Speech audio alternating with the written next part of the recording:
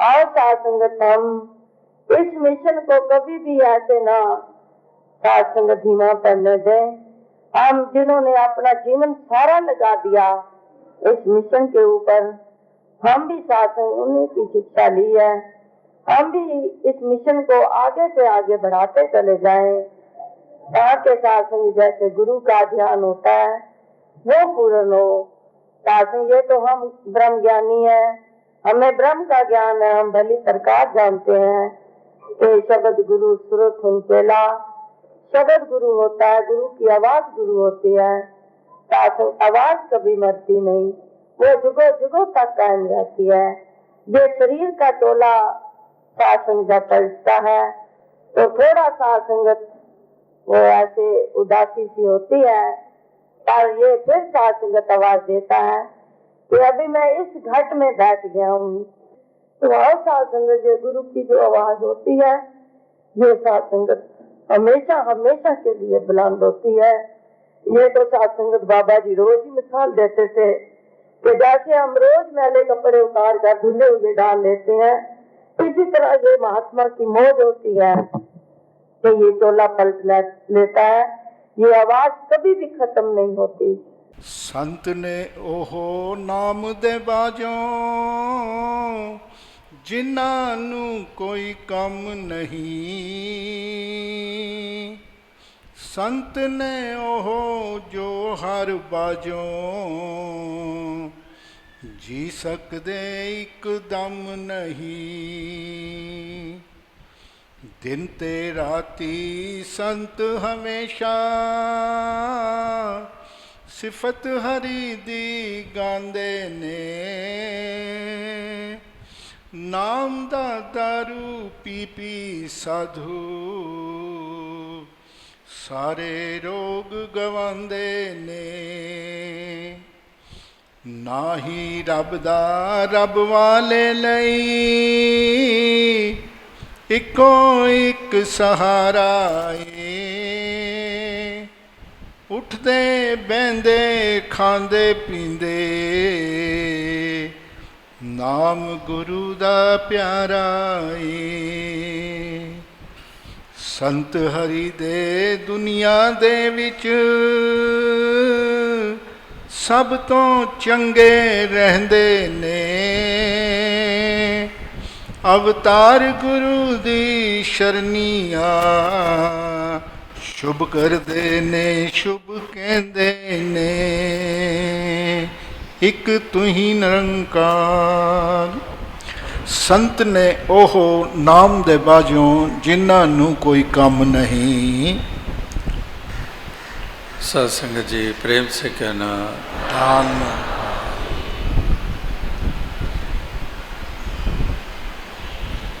सत्संगत जीवन की यात्रा को तय करते हुए पल क्षण घड़ियाँ जो बिताई जाती हैं वो अक्सर आनंद रहित घड़ियाँ और पल क्षण होते हैं। और वो वाली घड़ियाँ पल क्षण होती हैं जो इस मालिक के एहसास के बगैर बीतती हैं। ये घड़ियाँ इसलिए अनंतपूर्वक है क्योंकि यहाँ पर इसी मालिक किसी निराकार का गुणगान किया जा रहा है, इसकी महिमा गाई जा रही है और इसी की तरफ ध्यान बार बार आता है, ध्यान दिलाया जाता है। जब महापुरुष इसी की चर्चा करते हैं, इसी का आधार लेकर जीवन जीने की प्रेरणा देते हैं, इसी के रंग में रंग कर जीवन के सफ़र को तय करने की बात करते हैं, जो अनंत गुणों का मालिक है, कि जो बेअंत है, अनंत है, हालांकि इसकी महिमा उस प्रकार से गाई नहीं जा सकती,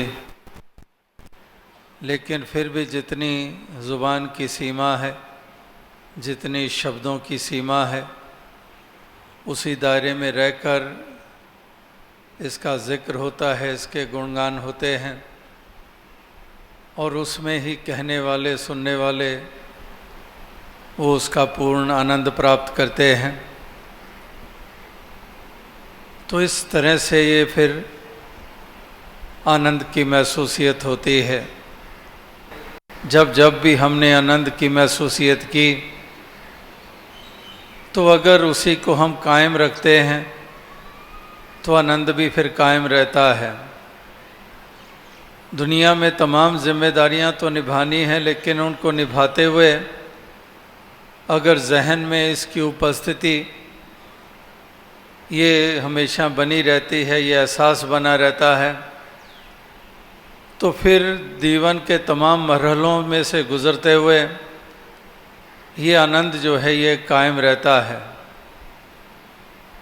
तो यहाँ पर भी शहंशाह बाबा अवतार सिंह जी के वचन भी वो इसी और ही ये ध्यान अग्रसर कर रहे हैं।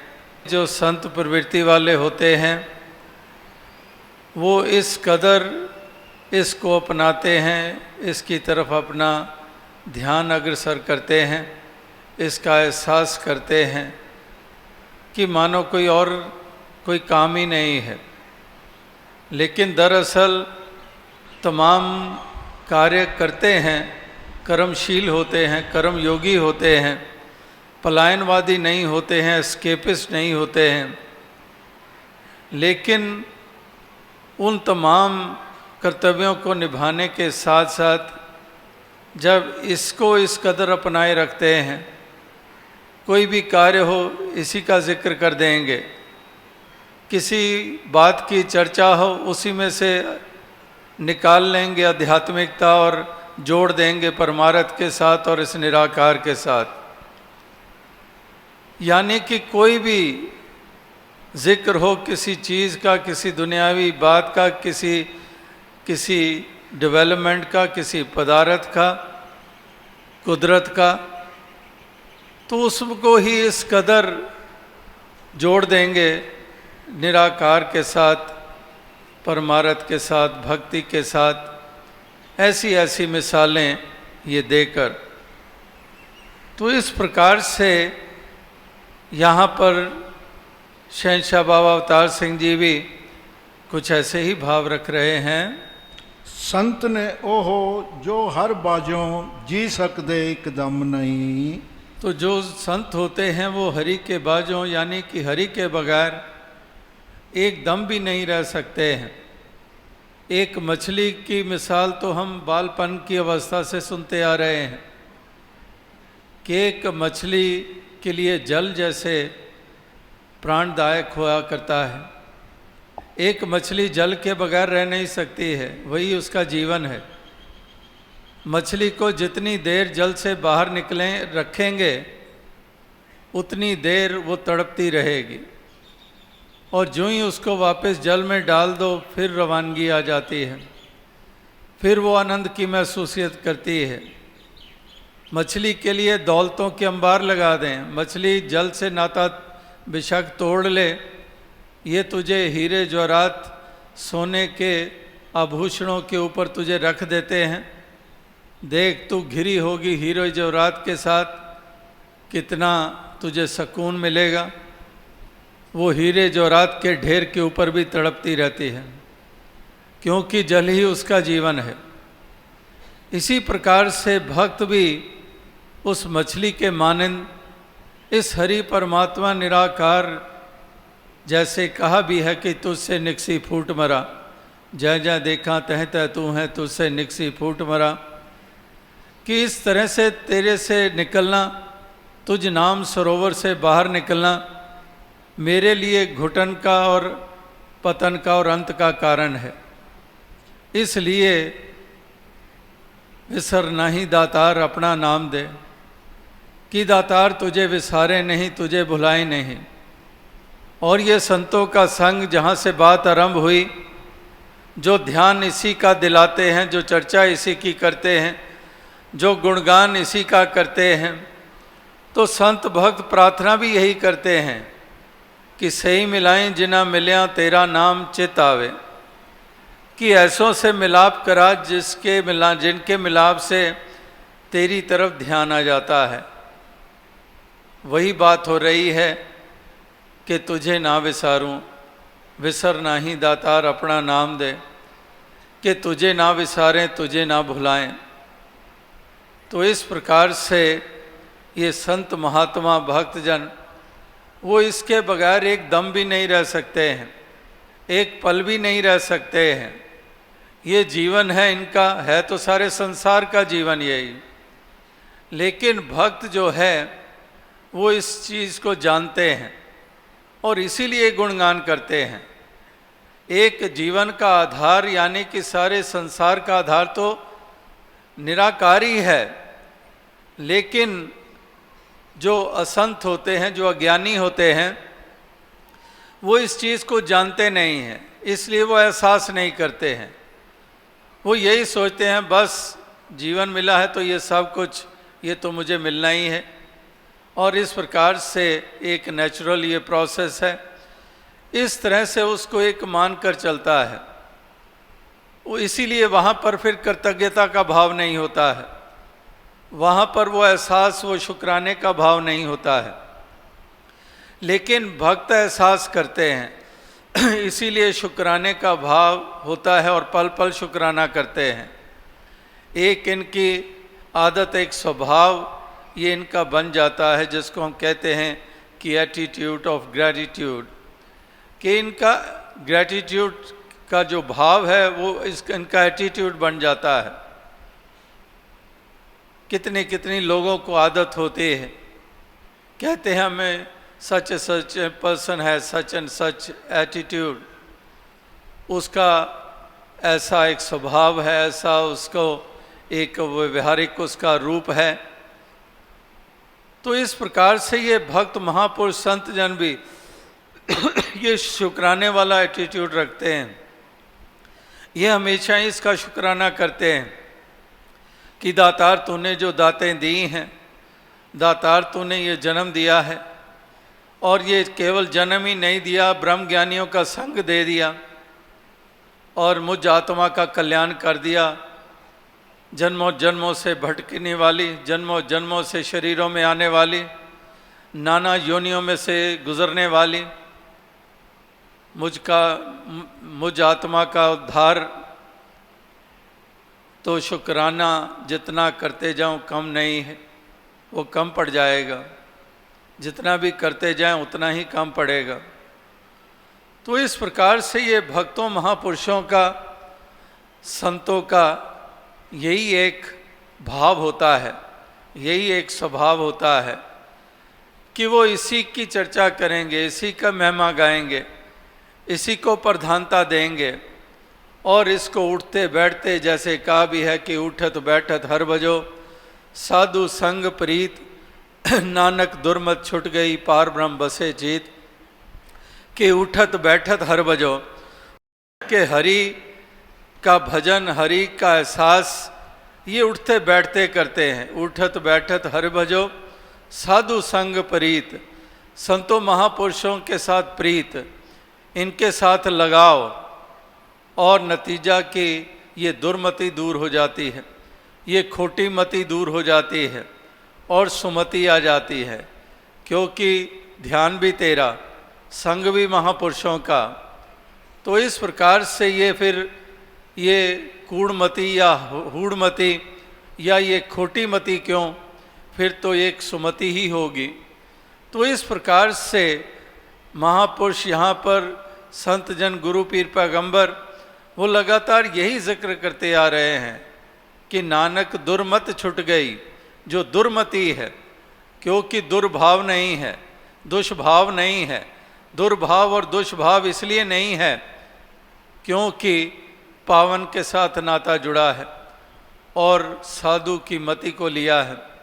फिर ये दुर्मति नहीं, एक दुर्गति नहीं फिर होती है।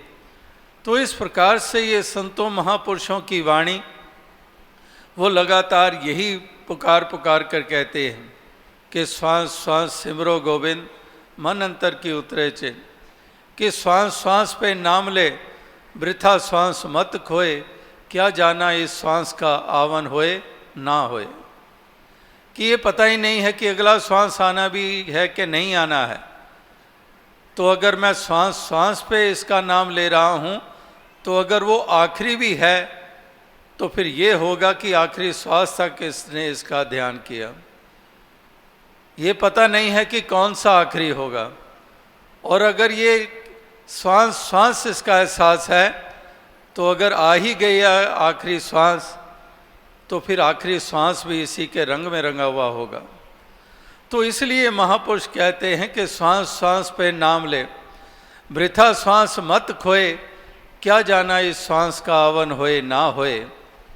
इसी प्रकार से अवतार वाणी में भी हम पढ़ते हैं कि तू ही नंकार करो ते हर पल इसनु याद करो, इस अमृत नु रज रज पियो तन सौखा दिल शाद करो। कि एक तू ही नंकार करो, हर पल इसनु याद करो। हर पल की बात की है, एक पल की नहीं, 2 पल की नहीं, कुछ पल की नहीं। 8 पहर आराधिए, 8 पहर की आराधना। ये नहीं कि 1 पहर या 2 पहर की आराधना। कुछ पल की बात नहीं, श्वास श्वास सिमरो गोविंद, कुछ श्वास सिमरो गोविंद की नहीं बात। इस प्रकार से ये महापुरुष संत जन ये लगातार इसी और ही ध्यान अग्रसर करते हैं। और यहाँ शहंशाह बाबा अवतार सिंह जी संतों की इस अवस्था का जिक्र कर रहे हैं कि संतों की ये अवस्था होती है कि नाम के बाजों इनको कोई और काम ही नहीं होता, जैसे इस कदर इसमें ग्रस्त होते हैं, इस कदर इसके साथ जुड़े होते हैं।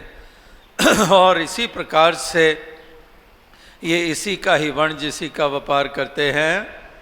दिन ते राती संत हमेशा सिफत हरि दी गांदे ने, और दिन रात इसी की महिमा गाते हैं, इसी की सिफत करते हैं। ये सिफत, ये महिमा, ये इसी की करते हैं, अपनी ज़ुबान को पवित्र करते हैं। और जो इतनी सिफतें करके भी यही मानते हैं कि मैंने तो जैसे सागर में से एक बूंद निकाल लें, तो बूंद जितना भी नहीं मैंने तेरी महिमा गाई है। इतनी करके भी जैसे वो वचन हम लगातार पढ़ते हैं कि 7 समुंदे मस करूं कलम करूं बन राय, और वसुधा कागज़ यूं करूं हरि जस लिखन ना जाए। कि सारी एक धरती को कागज़ बना लूं और 7 समुंदे मस करूं, कि 7 समुद्र में जितना पानी है, केवल 7 समुद्र में नहीं, जितनी नदियाँ, जितने झरने, जितने तालाब, जितना भी पानी है उस सब की स्याही बना दूं और सारी वसुधा धरती को कागज़ बना लूं और सारी वनस्पति को कलम बना लूं, जितने भी जंगल, पेड़ी पेड़, वृक्ष वृक्ष, जितनी भी वनस्पति है उसको मैं कलम बना लूं, तो कहते हैं कि फिर भी हरि जस लिखन ना जाए। कि हरि का यश फिर भी जितना लिखेंगे उतना कम, जितना गाएंगे उतना कम। तो इस प्रकार से ये इसी की सिफत करते हैं, ये दिन रात इसी की महिमा गाते हैं, इसी के गुणगान करते हैं। और जो इसके गुणगान करते हैं तो जो इसके रंग में रंगे हुए हैं फिर उनके भी गुणगान करते हैं कि ये इसी के रंग में रंगा हुआ है, उसी की महिमा गाएंगे, उसी की सोबत करेंगे। कि ये इसी के गुणगान करते हैं, इसी के रंग में रंगे हुए हैं, तो फिर वो भी प्रिय लगते हैं संतों को, वो अति प्रिय लगते हैं कि ये भी रंग में रंगा हुआ है। और जब इतने रंग में रंगा हुआ है, इस कदर रंगा हुआ है कि अपना आप भी इसने विसार दिया है, अपने अस्तित्व को ही मिटा दिया है, फिर वही अवस्था हो गई कि तो ही मोही मोही तो ही अंतर कैसा। इसीलिए साकार निराकार को एक माना जाता है कि इस तरह से वहाँ पर कोई भेद नहीं रह जाता है। एक रांझा रांझा कर दीनी आप ही रांझा होई, कि रांझा रांझा करते हुए केवल ज़ुबान से नहीं कि रांझा रांझा कर रही है इसलिए रांझा हो गई, केवल ज़ुबान के कारण वो रांझे का रूप नहीं हो सकती है। केवल ज़ुबान से नहीं, उसकी मनोवस्था कि अपना आप मिटा दिया है, हीर ना आँखों कोई। तो इस प्रकार से एक मैं हूँ ही रांझा, मुझे हीर क्यों पुकार रहे हो, क्योंकि अब मेरा वो अस्तित्व रहा नहीं है।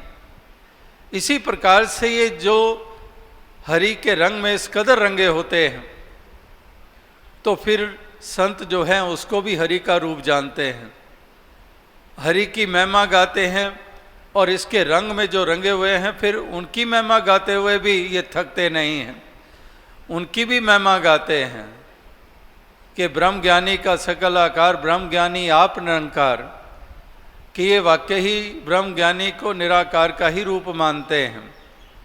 तो इस प्रकार से ये संत महात्मा भक्तजन ये लगातार इसी और ही ध्यान अग्रसर करते हैं। नाम दा दारू पी पी साधु सारे रोग गवांदे ने। तो ये नाम ही दारू है जो सभी रोगों, सर्व रोग का औषध नाम, ये लगातार हम पढ़ते हैं कि ये सभी रोगों की दवा, ये औषधि, ये नाम ही है। तो इस प्रकार से ये सब कुछ ही तो नाम ही है, आधार ये नाम ही है, मेरे प्राण ये नाम ही है, ये सब कुछ ये निराकार ही तो है। औषधि भी यही है, दवा भी यही है, और इसीलिए एक इसी को अपनाए रखना, इसी का सेवन करना, इसी को आवरण बनाना अपना, इसी को कवच बनाना अपना, इसी को आधार बनाना और इसी का रूप अपना आप बना लेना, तो ये सब कुछ इसी के ऊपर टिका हुआ है। कहीं से शुरू करें, संतों की अवस्था की बात हो रही है। शहंशाह बाबा अवतार सिंह जी संतों की बात कर रहे हैं, भक्तों की बात कर रहे हैं कि ये उनकी अवस्था है कि सब कुछ ये सच ही, आधार भी सच, सर के ऊपर भी ये सच, दाएं भी यही, बाएं भी यही, यही मेरा ग्रास, यही मेरा सब कुछ, यही मेरी खुराक, यही मेरा पहरावा, यही मेरी दौलत, तो सब कुछ इसी को मानते हैं। तो इसलिए जो ऐसी अवस्था संतों की होती है वो कितनी महत्वपूर्ण होती है। इस संसार के इंसानों की जब अवस्था और चाल देखते हैं, उसके तुल्य संतों की अवस्था कितनी महान अवस्था होती है। ना ही रब दा रब वाले लई इको एक सहारा है। तो एक रब वालों के लिए इसी का नाम आधार है, इसी को ही आधार ये बनाकर चलते हैं। ये दुनिया को आधार नहीं बनाते हैं, ये संसार को आधार नहीं मानते हैं, ये अपनी इल्म, अपनी ताकत, अपनी विद्वता को अपना आधार नहीं बनाते हैं, ना मानते हैं।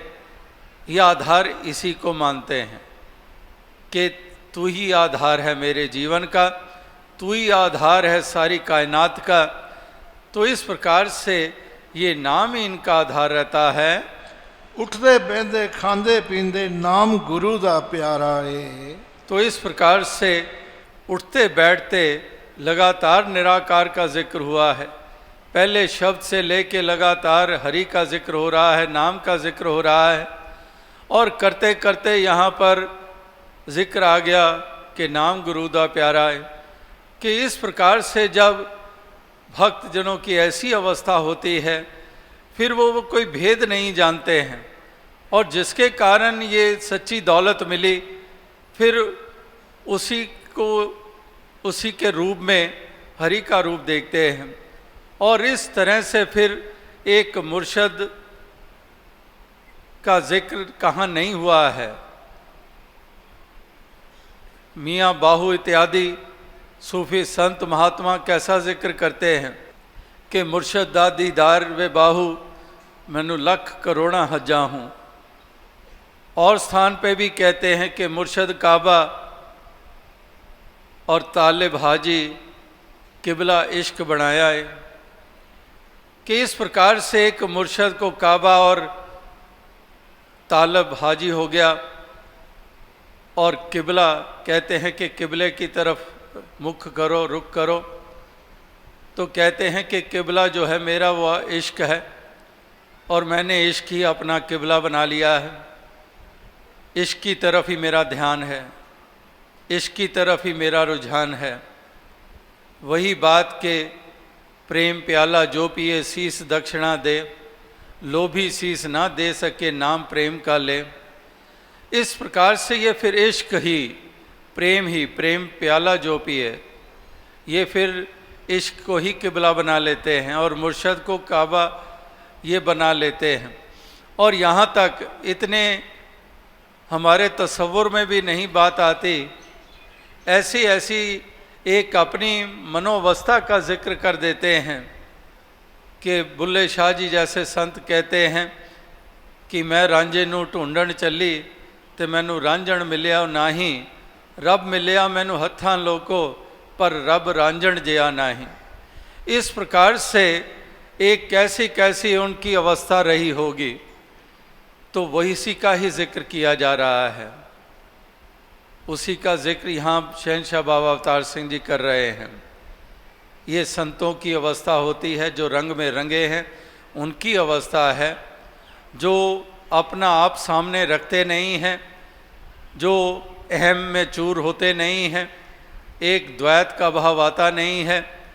विसारे दूजा भाव जियो कि द्वैत का भाव दूजा भाव ये विसार देते हैं। जब द्वैत का भाव ही मिट गया तो फिर रह ही एक गया, और जब एक ही रह गया फिर वही अवस्था वही पहचान बन जाती है। संत हरि दे दुनिया दे विच सब तो चंगे रहंदे ने।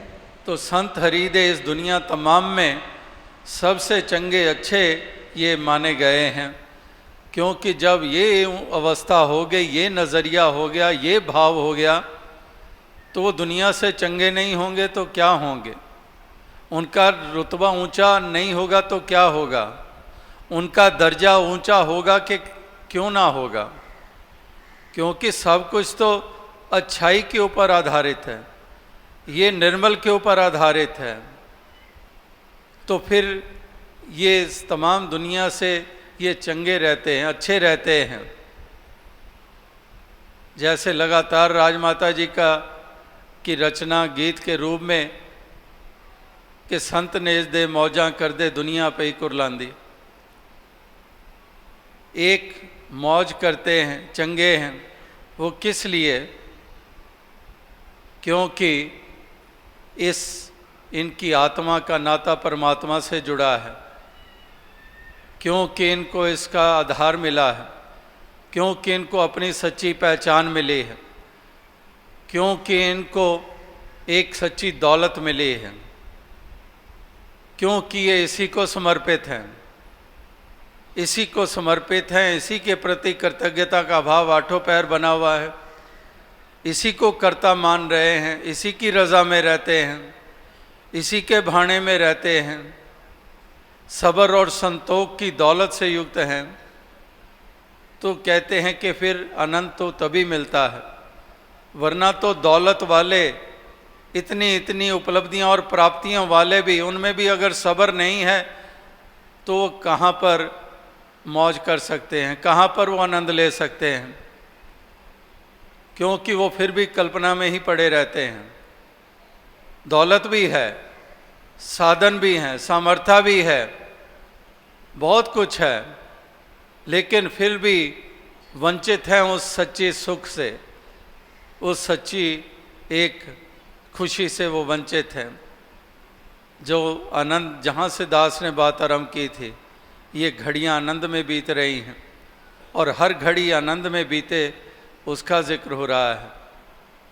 तो यहाँ पर यही एक वचन शहनशाह जी के आ रहे हैं, अवतार गुरु दी शरणी आ, शुभ करदे ने शुभ कहंदे ने। तो इस प्रकार से एक फिर शुभ ही इनका कर्म होता है, शुभ ही इनके बोल होते हैं, वाणी भी मीठी और व्यवहार भी मीठा, स्वभाव में भी मधुरता, तो ये सब निर्मलता, शुभ, पावन, ये सब एक ऐसी एक इनकी अवस्था ये मानी गई है जो संतों भक्तों की होती है। और वाकई ही फिर भक्त सजग रहता है। अगर इस ज्ञान, इस सत्य की तरफ सजग रहता है तो फिर ये भी सजग रहता है, अपने बोलों की तरफ भी सजग रहता है, अपनी वाणी के प्रति भी सजग रहता है, अपने स्वभाव के प्रति भी सजग रहता है, अपने व्यवहार के प्रति भी सजग रहता है, प्राथमिकताओं के प्रति सजग रहता है। फिर जब ये मूल परमात्मा की तरफ ही सजग हो गया, मुर्शद के वचनों की तरफ, देन की तरफ सजग हो गया, शिक्षाओं की तरफ सजग हो गया, तो फिर बाकी सब की तरफ सजगता आती चली जाती है। और जब बाकी ही सभी सिलसिलों की तरफ सजगता हो गई तो फिर वास्तविकता में उसका रूप भी सुंदर बना रहेगा, आनंद भी प्राप्त करता रहेगा, शोभायमान भी होता रहेगा। और इस प्रकार से औरों के लिए भी ये वरदान ये बनता चला जाएगा। तो यहाँ पर ऐसे ही वचन लगातार महापुरुषों की वाणी से हम श्रवण करते हैं और सत्संग में ऐसे ही प्रेरणादायक वचन जो वाकई ही ठोस वचन होते हैं, कल्याणकारी वचन होते हैं, यथार्थ वचन होते हैं, ये पहुँचाए जाते हैं सब तक, ताकि सब इस प्रकार से इसकी तरफ सजग रहें, इस ज्ञान की तरफ सजग रहें, इस निर्मल परमात्मा की तरफ सजग रहें, इससे नाता अपने मन का जोड़े रखें। और कोई भी घड़ी, कोई भी पल ऐसा ना आए जब इसको विसार दिया जाए। तुझ चितावे महानंदा जिस विसरे तो मर जाए, कि इस प्रकार से एक विसरे नहीं, इसकी याद मन में बनी रहे, इसका एहसास बना रहे, इसके रंग में ये मन ये रंगा रहे।